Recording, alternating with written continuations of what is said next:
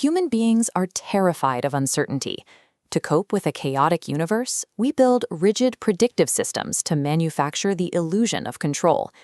You see this need for control constantly in professional athletes. They rely on strict, repetitive, superstitious rituals to mentally manage their pre-performance anxiety, trying to force order onto an unpredictable game.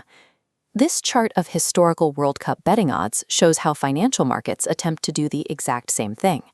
By relying heavily on historical data to manage risk, these markets systematically overprice established, big-name legacy brands compared to their actual statistical chance of winning.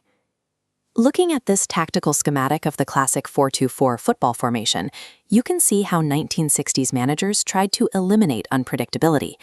Every nation on Earth relied on this exact layout, using strict man-to-man marking to lock opposing players into predictable pairs. Whether it is a psychological routine, a financial algorithm, or a tactical playbook, these human systems are entirely designed to eliminate chaos. Because they depend on historical predictability, they are completely blind to true anomalies. The year 1966 delivered a massive anomaly. It was the last occurrence of the Yang fire horse in the Chinese zodiac, a once-in-60 years astrological event, representing explosive, untamable rebellion. The cultural belief in this disruptive energy was so profound that it triggered a demographic shockwave across Japan. Under the superstition that women born under this sign would be too strong-willed and unlucky, families actively avoided having daughters. This line graph tracks Japan's historical birth rates. Notice how the line plummets 25% precisely in 1966, before bouncing right back up to normal levels in 1967. A sheer, unbridled belief in rebellion completely shattered a nation's otherwise predictable statistical models. The data broke because the culture expected it to. That exact same year, the World Cup arrived in England. Manager Alf Ramsey stepped onto the pitch as the architect of a deliberate tactical rebellion. While every other nation relied on the defensive stability of 4-2-4 orthodoxy, Ramsey committed heresy. He abandoned the accepted playbook completely. This tactical board illustrates the mechanics of Ramsey's new system, famously known as the wingless wonders. Instead of keeping his wingers pinned to the touchline, he pulled them off the edges and tucked them deep inside the pitch. By moving his players away from the sidelines, Ramsey engineered a mathematical advantage. He created a localized overload in the very center of the field, pitting 3 English midfielders against 2 opposing midfielders. This maneuver completely short-circuited the opposition's man-marking system. Because England had no wingers out wide, the rival fullbacks were left standing idle with absolutely no one to guard. Ramsey bypassed the optimization of the existing rules entirely. He engineered a black swan event that the orthodox opposition simply could not process. The 1966 World Cup final framed the ultimate collision.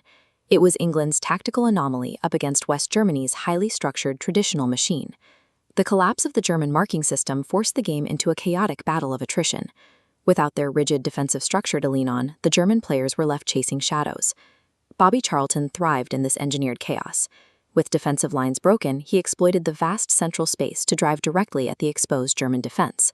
This placed an impossible burden on Franz Beckenbauer. He was forced to abandon his designated tactical role and track Charlton manually through the broken system. By dragging the opposition entirely out of their comfort zone, England secured the victory, cemented by Geoff Hurst's historic hat-trick. England's dominance on the pitch proved that securing a victory of this magnitude requires abandoning the safety of predictability in favor of fluid, aggressive disruption.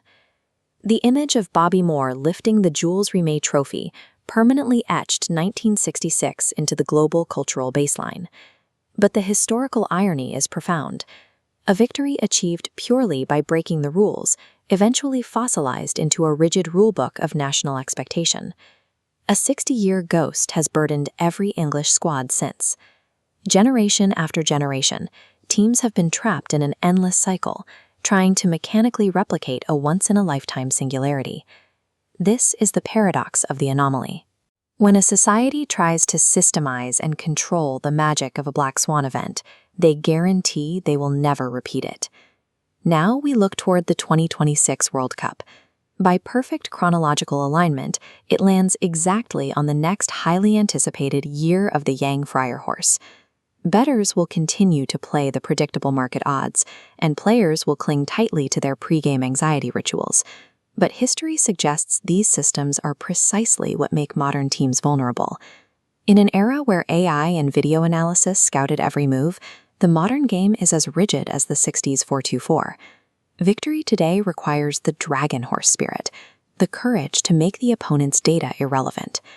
The false safety of relying on legacy systems collapses the moment an attacker refuses to play by the rules those systems were built to predict. Breaking a 60-year drought requires more than a statistical tweak. It only arrives when a team possesses the audacity to completely shatter the model that has held them back.